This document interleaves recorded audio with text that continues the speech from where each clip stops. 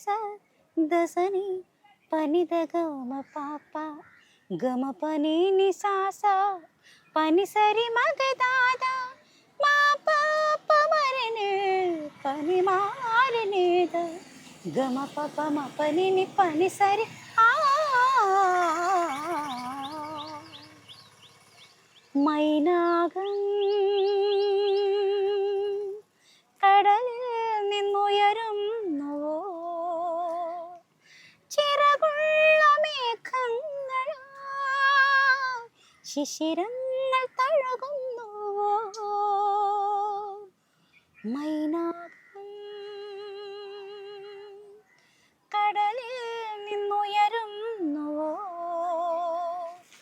ചിറകുള്ള മേഘങ്ങൾ ശിശിരങ്ങൾ തഴുകുന്നുവോ മഴനീർക്കണമായി താഴത്തു വീഴാൻ വിധി കാത്തു നിൽക്കും ജലതങ്ങൾ പോലെ മൗനങ്ങളാകും വാൽമീകമെന്നും വളരുന്നു പടരുന്നു തകരുന്നു ചൊടിയിടയ്ക്കകമെന്നും മൈനാകം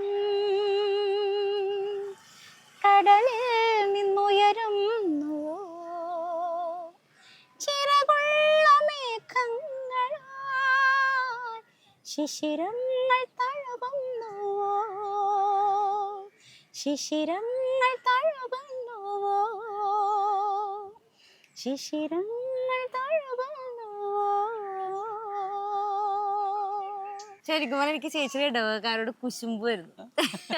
അവർക്ക് എന്നും കേൾക്കാം അല്ലെ, എന്നും പള്ളിയിൽ പോയി പാടും. എന്നും ഇല്ല, ഞായറാഴ്ച ദിവസങ്ങളിൽ വെള്ളിയാഴ്ച ദിവസങ്ങളിൽ നമുക്ക് ഓരോ ദിവസം വെച്ചിട്ടുണ്ട്. വെള്ളിയാഴ്ച വൈകിട്ട് ഞായറാഴ്ച കാലത്ത് അങ്ങനെ പോയി പാടും. പാട്ട് പഠിച്ചിട്ടുണ്ടോ ചേച്ചി? പഠിച്ചിട്ടില്ല. ദൈവം ഇങ്ങനെ അനുഗ്രഹിച്ചു തന്നേക്കുന്ന ഒരു കഴിവാണ് അല്ലേ? അത് പ്രാക്ടീസ് ചെയ്യാറുണ്ട്.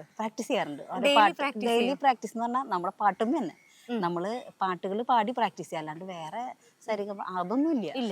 ഈ പാട്ടൊക്കെ പാടി പഠിക്കും വെച്ച് കേൾക്കും. അതന്നെ അത്രയും കേൾക്കും. എന്നിട്ട് പിന്നെ കേട്ട് നമ്മൾ ഒപ്പം പാടി നോക്കുമ്പോ അറിയാം അതിന്റെ പോരായ്മകള്. അപ്പൊ അതിനനുസരിച്ച് പാടി അത് നികത്തി കൊണ്ടുവരും. അങ്ങനെ തന്നെ. പാട്ട് പഠിക്കണമെന്ന് ആഗ്രഹം തോന്നിയിട്ടുണ്ടോ എപ്പോഴെങ്കിലും? ഇല്ല, അങ്ങനൊന്നും എനിക്ക് തോന്നാറില്ല.